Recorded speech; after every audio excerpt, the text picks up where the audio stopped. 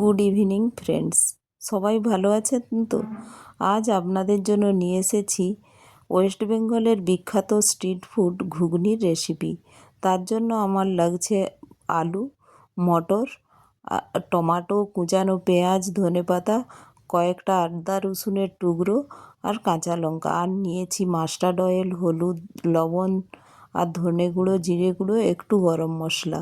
আর ফোড়নের জন্য নিয়েছি এলাচ, লবঙ্গ, দারচিনি, তেজপাতা আর লঙ্কা। এখন এই তেলের মধ্যে দিয়ে দেবো আমি যে আদা রসুন নিয়েছিলাম, ওটা একসাথেই পেস্ট করে নিয়েছি কাঁচা লঙ্কার সাথে। এটা যখন লাল লাল হয়ে ভাজা হয়ে আসবে, তখন আমি এর মধ্যে দিয়ে দিলাম আমার কুচিয়ে রাখা টমেটো আর পেঁয়াজ। এটা একসাথে ভালোভাবে কষে নেব।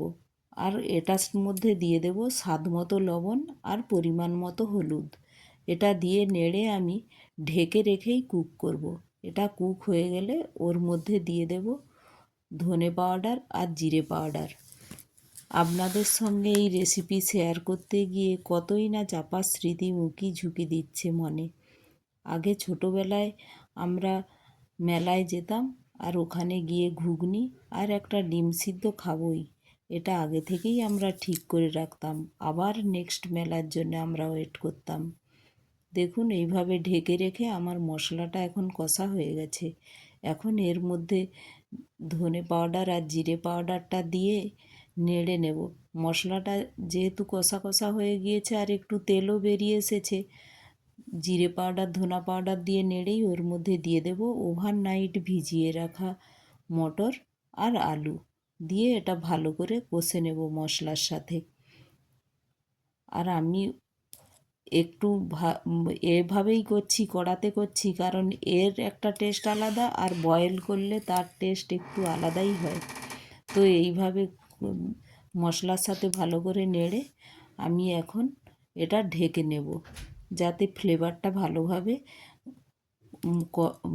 মটর আর আলুর মধ্যে চলে যায়।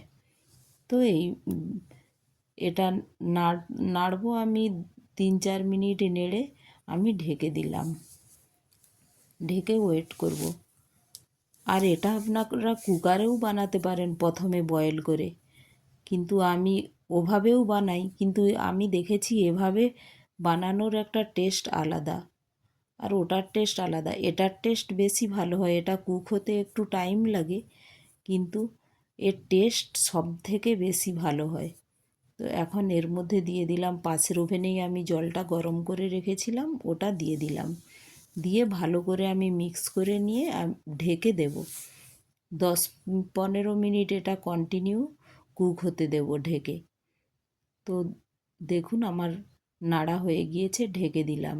10-15 মিনিট পরে দেখুন আমার কিভাবে কুক হয়ে গিয়েছে।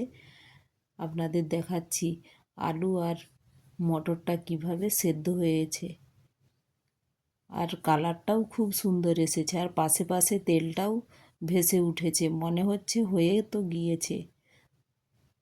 হ্যাঁ, আলু সেদ্ধ হয়ে গিয়েছে।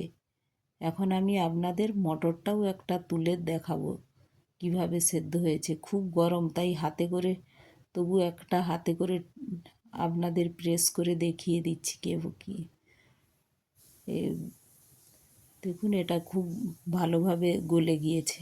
তো এখন আমার এর মধ্যে দিয়ে দিলাম কুচিয়ে রাখা ধনেপাতা আর একটু গরম মশলা দিয়ে আমি এটা নামিয়ে নেব। আর দেখুন, এটা আমি রুটি পরোটার সাথে বানিয়েছি, ঘুগনির সাথে। ঘুগনি, মুড়ি, ঘুগনি, লুচি, ঘুগনি হলেই তার সাথে সব কিছুই যেন ভালো লাগে। ঘুগনি, মুড়িও ওয়েস্ট বেঙ্গলে সবাই খুব পছন্দ করে। আমি আজ রুটি আর পরোটার সাথে নিয়েছি, আপনারা এটা লুচির সাথেও সার্ভ করতে পারেন। দেখুন, আর বিকেলের সন্ধে চায়ের সাথে এরকম একটা রেসিপি, সেটাও খুব ভালো লাগে। তো একটা লাইক, শেয়ার ও সাবস্ক্রাইব